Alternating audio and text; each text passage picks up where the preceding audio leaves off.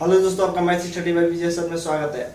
आज इस वीडियो में दोस्तों मैं प्रिज्म के से संबंधित जितने भी क्वेश्चन है उसको देखेंगे। मैंने पहले पार्ट में दोस्तों प्रिज्म को पढ़ा रखा है, आप जाकर देख सकते हैं। मैंने उसमें क्वेश्चन भी बता रखा था और कैसे याद किया जाता है सूत्र को, उसको भी बता रखा था और ट्रिक का बाप भी बताया था दोस्तों कि ऑप्शन के थ्रू आपको किस तरह कर लेंगे ट्रिक के जरिए, ठीक ना। इस वीडियो में मैं दोस्तों आपको ट्रिक बताऊंगा। तो चलिए आज का पहला क्वेश्चन देखिए दोस्तों, स्क्रीन पर दिखाई दे रहा होगा।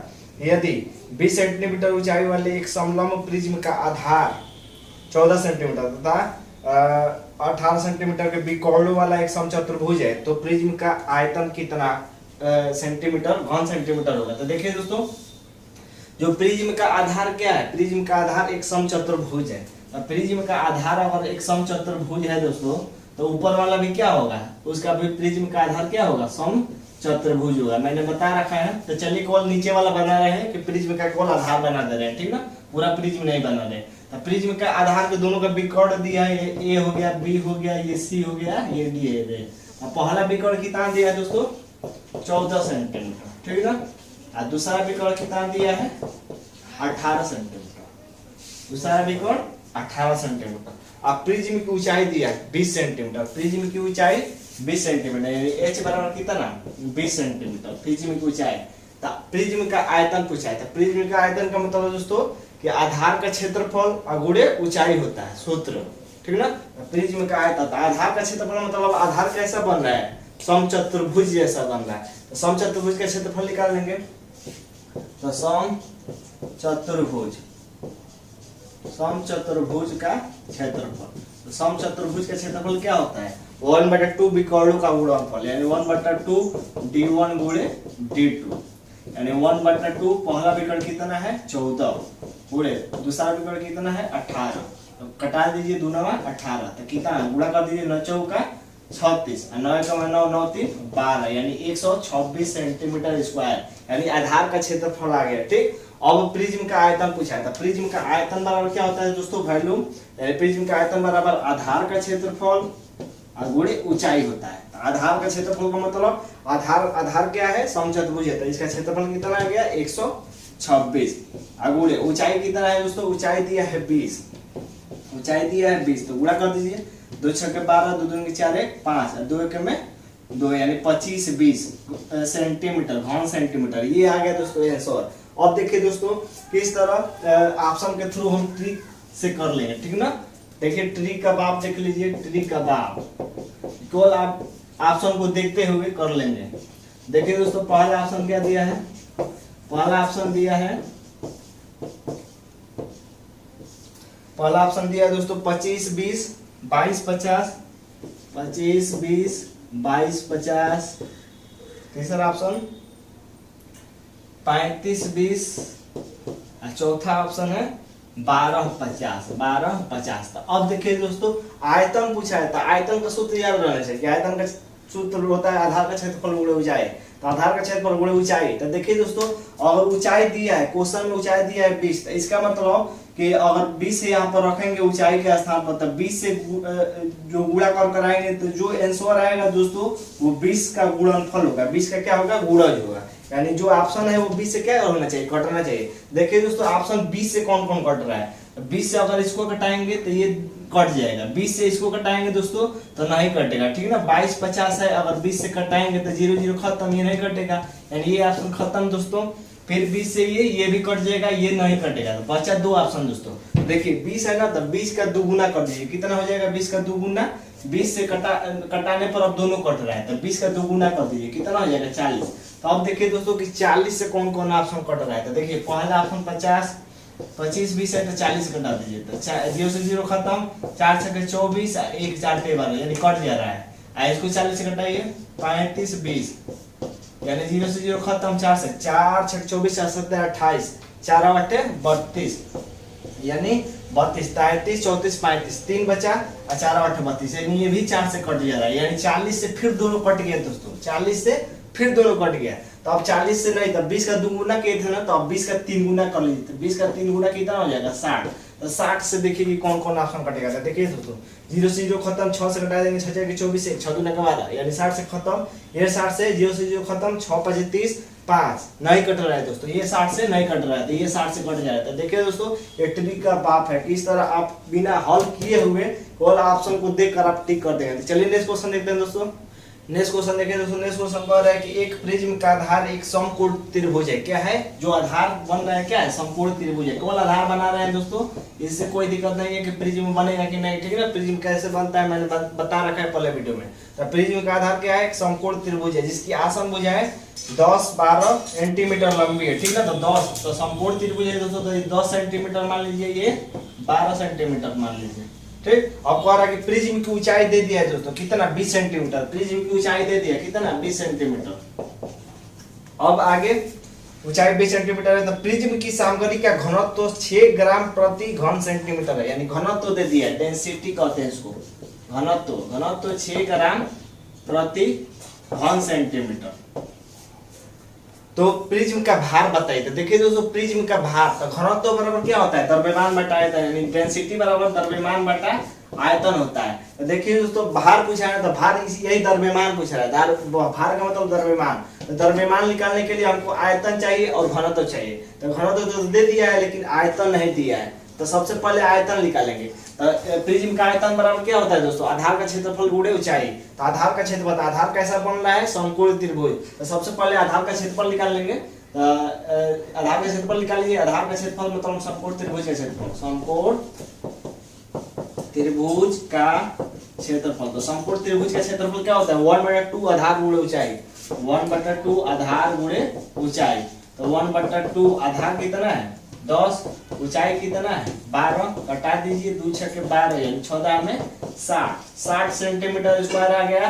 तो अब प्रिज्म का आयतन निकाल लीजिए। तो प्रिज्म का आयतन बराबर आधार का क्षेत्रफल गुणे ऊंचाई। तो आधार का क्षेत्रफल, आधार कैसा बन रहा है, समकोण त्रिभुज। तो इसका क्षेत्रफल कितना आया है 60 और गुणे ऊंचाई कितना है दोस्तों, ऊंचाई दिया है 20, गुणा कर दिए 6 दूना का 12 यानी 1200 घन सेंटीमीटर। अब क्या पूछा है दोस्तों, भार पूछा है। तो भार यानी घनत्व। देखिए दोस्तों अब इसको मिटा दे रहे हैं।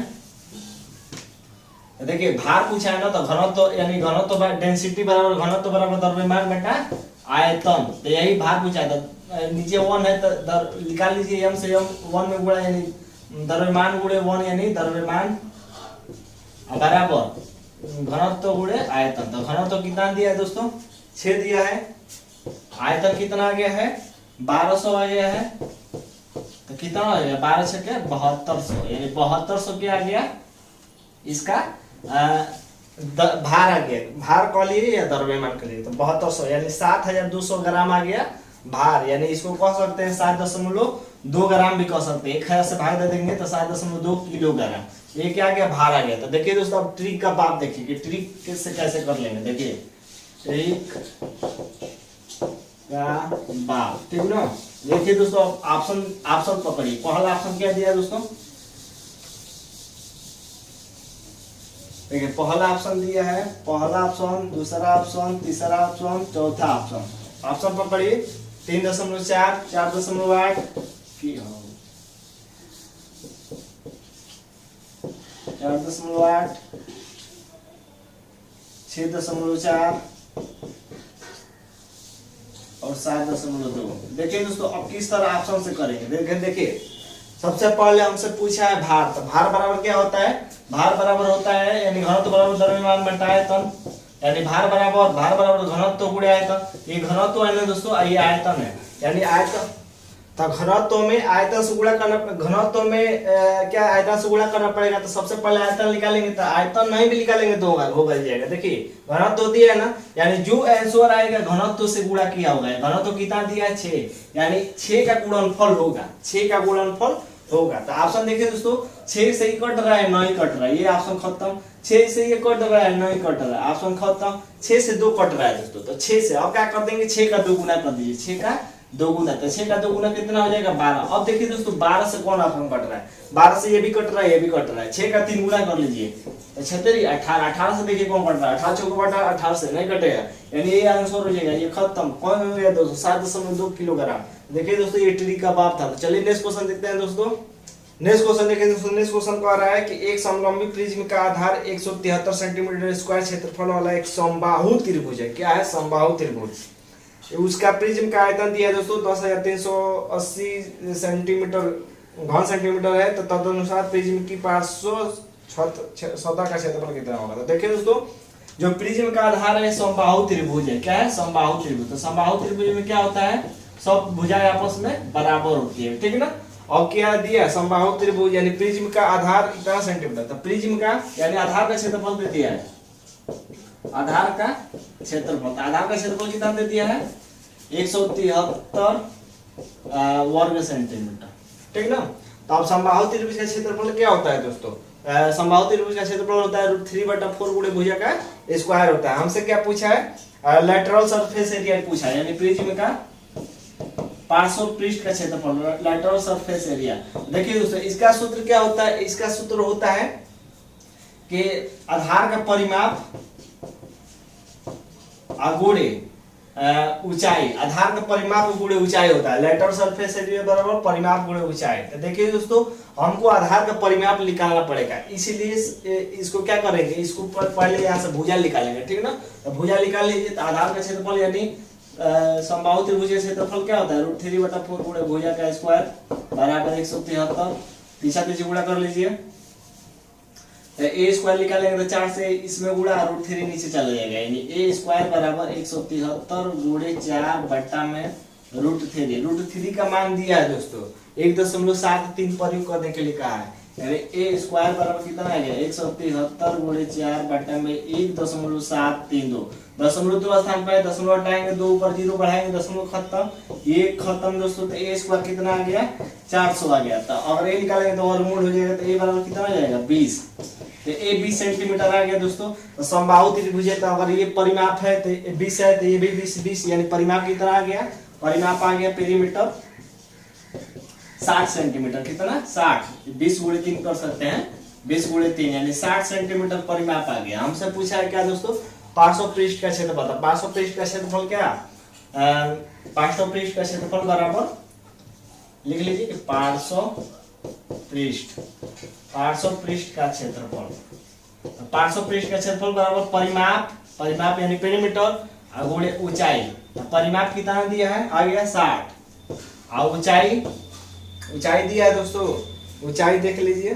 और ऊंचाई नहीं दिया है, आयतन दिया है। क्या दिया है, आयतन। तो आयतन से ऊंचाई आप निकाल सकते हैं। देखिए आयतन दिया है कितना, आयतन दिया है 10,380 दिया है। तो रख दीजिए यहाँ पर 10,380। तो आयतन का सूत्र क्या होता है, आधार का क्षेत्रफल गुणे ऊंचाई होता है। आधार का क्षेत्रफल गुणे ऊंचाई बराबर 10,380। तो अब देखिए, आधार का क्षेत्रफल दिया था क्वेश्चन में 173 दिया था, यहाँ पर 173 रख लीजिए।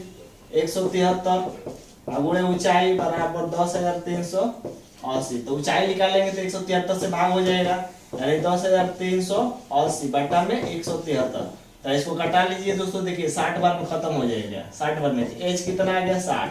ऊंचाई भी कितना आ गया दोस्तों, 60 आ गया। ऊंचाई भी 60 आ गया और परिमाप भी 60 आ गया। तो हमसे क्या पूछा है, हमसे इसका पार्श्व पृष्ठ का क्षेत्रफल पूछा था। पार्श्व पृष्ठ का क्षेत्रफल यानी 60, परिमाप और ऊंचाई कितना आ गया, 60। दोनों को गुणा कर देंगे तो कितना आ जाएगा, 3600। कितना, 3600 सेंटीमीटर स्क्वायर। देखिए दोस्तों, ये हो गया नियम से। अब देखिए दोस्तों ट्रिक देखिए।